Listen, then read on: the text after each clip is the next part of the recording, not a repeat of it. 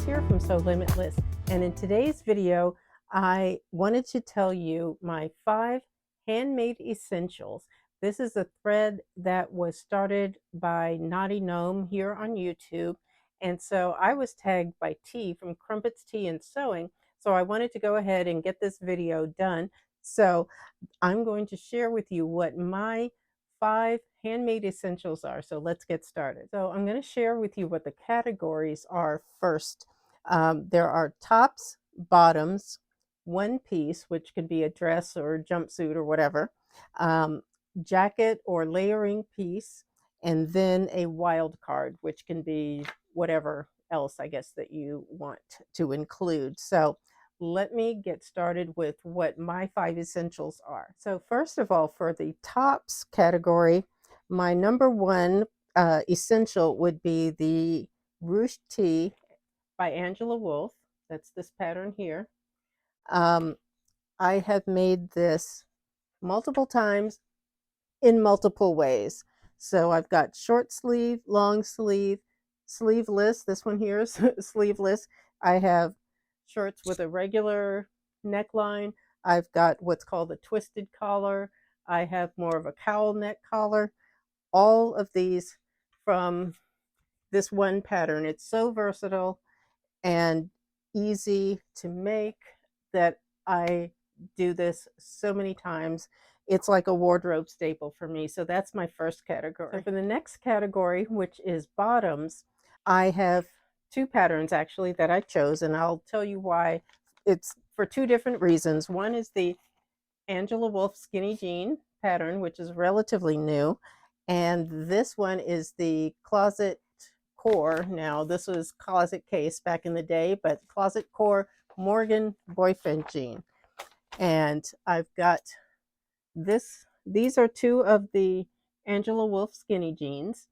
This is a stretch white denim, and this one is a stretch cotton sateen. And as far as the Morgan is concerned, I've got just a regular white denim pair here, and I made recently shorts from the Morgan pattern.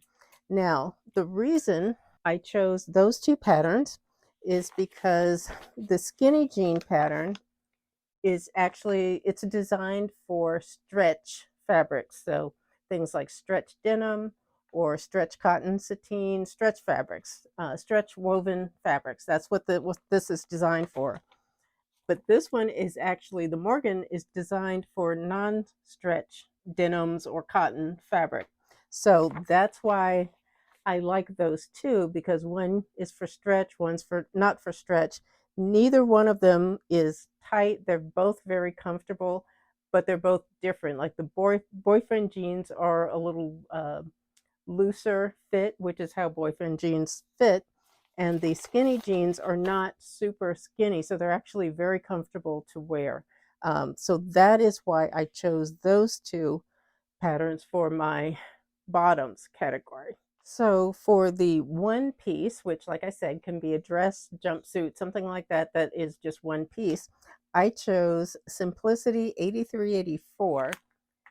This pattern here, I've made this multiple times. I've made this twice, and in fact, a week ago I was thinking about making another one, so I will find fabric for that. But these are the 2 that I've made. This one is a stretch cotton sateen, I believe also, with the green and white polka dot. And this one is an Ankara fabric that has no stretch, but both of these are so comfortable to wear, and it's an easy pattern to make. It looks good when, it looks good on. It's stylish. I just really like that pattern. So that is my choice for my one piece category. Now for the jacket or layering category, the pattern that I chose is McCall's 6172. I've made this one more than once. In fact, I've also bought this pattern at least twice. These are both from that pattern, these 2 blazers here. They are both this one is more of like a linen blend, I think, And this one is a stretch cotton sateen, also just in a solid color. This pattern, the jackets themselves are fully lined. The pattern is pretty easy to make, and I just like how it fits. I like how it looks. Uh, it's just one of those things that when I'm thinking of making a blazer, this is the pattern that I go to. And in fact, I need to do another one because these don't fit as quite as well as they should. And another option, a close second, this is one that I've made probably more than any others. It's McCall's 6803. I've probably made this pattern about 6 times. And that one, I'll show you one of them, is this. I bought this quilted knit, this from Joann's, and I think they still will sell it in the fall and winter time. But this is just an easy pattern to make. It's got pockets.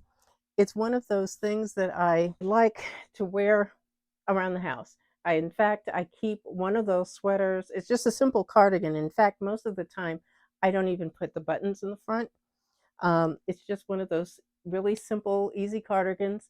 In fact, I do keep one here in my sewing room on the back of the chair just in case I get cold because I'm in my basement. And so I've made this so many times, but that one is the thing that I wear probably more than anything else because that's one of those things I just wear around the house, and it's comfortable and it's great to pull on if you get a little chilly. So that one is another option for the layering category. Now for the wild card category, I was trying to figure out what I make that I use all the time, or what do I make all the time besides t-shirts, things like that. And the answer is this pattern here. It's McCall's 4320, very old pattern, and it's PJs. I just love this pattern. I mean, it's basically a very simple pattern. You've got long sleeve and short sleeve tops, long pants, short pants. I have made this multiple times, whether it's long pants here or shorts. One of the sets that I made recently from knits, or both of these sets on top here that I made recently from knits, those shorts are this pattern here.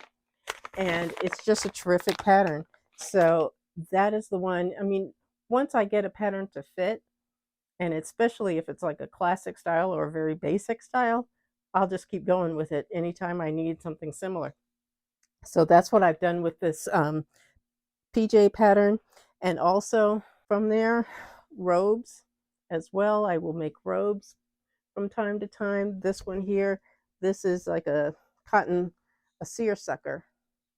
So this one is just like a summer robe, and I've got at least 2 more upstairs. So that's another thing that I make a lot of times are PJs. So that is it. Those are my 5 essential handmade essentials. So let me know, what are yours? And if you want to join the thread, I will put a tag at the bottom so you know exactly what the thread is, and you can go over to Naughty Gnome and see her video. And thank you to T from Crumpets Tea and Sewing for tagging me in this, because this is fun, to participate in something like this sometimes, especially when it's something easy that I've already got everything made and I can just join in. So thank you all for watching. If you have not subscribed to my channel already, please do so and hit the notification bell so you don't miss an upload. And I will see you all in the next video. Take care, guys. Bye-bye.